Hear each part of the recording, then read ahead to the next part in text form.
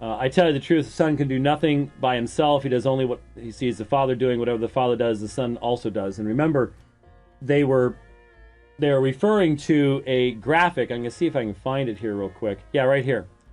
Throw this up so people can see it.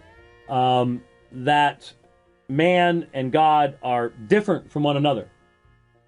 And there is a fundamental misunderstanding of the hypostatic union that is being represented in the film. Not understanding that we're not saying that, they rightly 100% God, 100% man, but don't seem to understand what that would then mean. Because then the criticism they offer is of something other than that, which is a bit of a problem. So let's go back here and pick it up right at this point, which is left off. Father does, the Son also does. This would mean that Jesus was dependent on someone else, and therefore weak. Now, I just stop it in a... I wonder what nation that flag is from. Weak? Why do you say that? Again, the presupposition, the assumption is that if the Son voluntarily takes on human flesh and then acts in perfect harmony with the Father, that makes him weak? Or does that simply mean that God can engage in self-control of his own power? Does God have to act with omnipotence in every situation? That's like asking, does God, if God makes it rain, does he have to flood the earth? Or can God control the power of that rain so that you have that beautiful summertime or wintertime, let's try it one more time, springtime rain that is actually sort of fun to walk in? Obviously, the answer to that's fairly clear, but I don't see how that follows that someone's weak.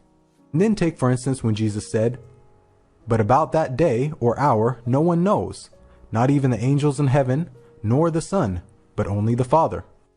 Now again, we've covered this dozens of times, but if you're going to talk to Muslims, vast majority of them have never read the surrounding context, but they know this one verse. It's like talking to Mormons who've only read James 2:20. And if they were consistent, they would have to say Jesus never said these words. Never said these words. Because he refers to God as Father. He refers to himself as Son.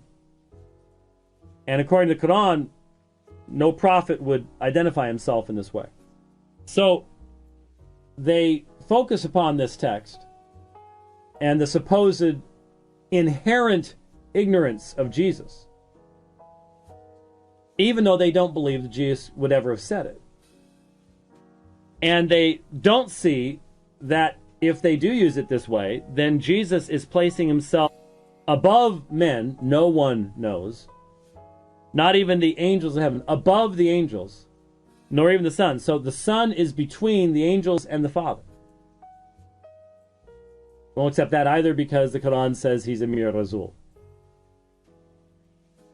So keeping those things in mind and remembering that they think this indicates an inherent ignorance on Jesus' part. Why do I use the term inherent?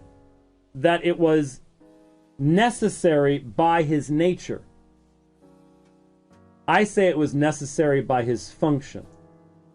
What do I mean by that? Well, I've used the illustration many times. There were certain aspects of Jesus' divine nature that had to be veiled so that he might function the way that he and the Father and the Spirit had chosen for him to function, and that he had chosen to enter into that role voluntarily. He made himself of no reputation, he humbled himself, etc., etc. So, for Jesus to be able to bring out the many important theological truths that came forth from his encounters with the Jews, he could not have maintained the glorious state that he had pre-incarnate.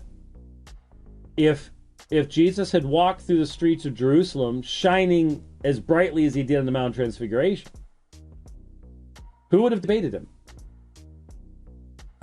Would the Pharisees have tried to trap him? Would we have the discussion with the Sadducees about the resurrection that teaches us so much about these things? No, of course not. They saw a regular man. So a regular man had to be before them.